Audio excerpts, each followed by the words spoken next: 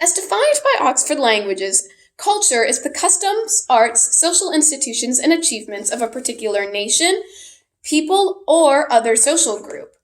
And according to an article published by the National Library of Medicine in April 2011, there are over 3,814 distinct cultures, and that number has only likely grown in recent years.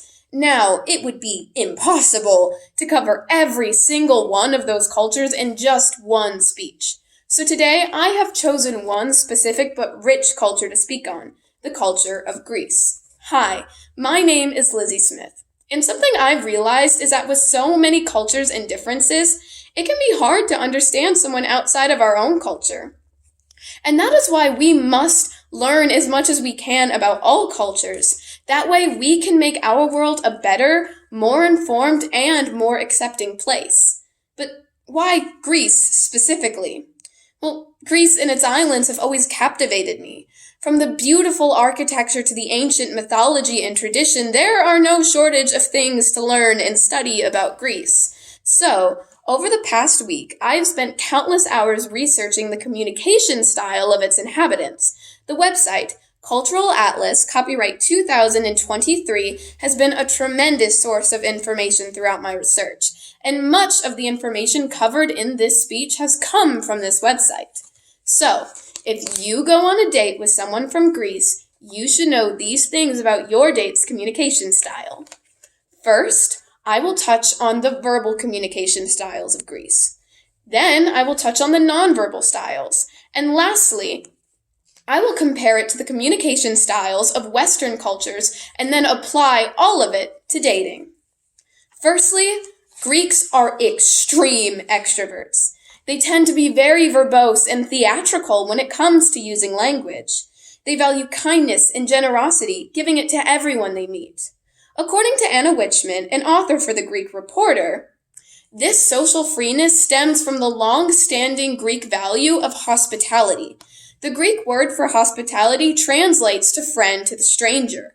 The people of Greece will not hesitate to share their most interpersonal feelings and life story with you, even in an extremely intimate setting.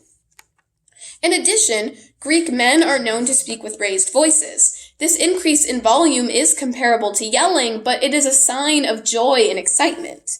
Overlap and interruption in conversation is also extremely common. Now, let's look at some of the nonverbal styles of communication. In addition to being loud, theatrical speakers, Greeks are also extremely animated when it comes to body language and giving greetings. Greeks speak with their hands. They use animated hand gestures to display their emotions. But certain gestures, such as pointing, an open palm, the okay sign, and a thumbs up, are considered to be rude and obscene. Nodding is also inappropriate in Greece. Using verbal cues is the most polite way to answer someone, but due to language barriers, a tilt of the head forward and backward to mean yes or no, respectively, can be used. The acceptable amount of personal space in Greece is also much smaller, and this is mostly due to the greetings used, which include kisses on both cheeks and very firm handshakes between men. Contact, such as touching someone's arm or their back, is also extremely common, and firm and continuous eye contact is expected from all parties during conversation. So, we've touched on Greece's communication styles, both verbal and nonverbal, but how does it compare to Western communication styles? And how can you apply all of this to dating? Well, in Western cultures, dating is a quiet and intimate affair. And while this still holds true in Greece, as we've discussed today, the acceptable social norms are completely different. In Western culture, yelling is a sign of anger and hostility. In Greece, however, the complete opposite is true. Raising your voice during a date may very well be the indicator of an amazing date and the hopes to continue your relationship. It is a sign that you are having a wonderful time. Additionally, interrupting your date in Western culture is considered to be extremely rude and inappropriate. And while you should not interrupt your date at every turn, it is still yet another sign of excitement and enthusiasm in Greece. Using animated hand gestures around someone you do not know well can be considered rude, and the high energy may make your date uncomfortable. In Greece, however, a lack of these hand gestures can cause you to seem standoffish and lacking in self-confidence. This also applies to a lack of communication and eye contact. So instead, you should smile often at your date. Be confident when speaking.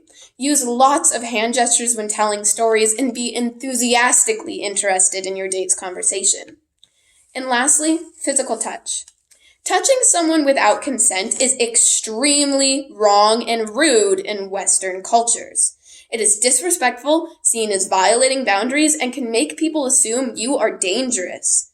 But once again, in Greece, a lack of physical closeness makes you seem disrespectful and uninterested in your date. So, when going on a date with someone from Greece, do not be surprised if they kiss both your cheeks without asking, or choose to sit directly next to you instead of across from you.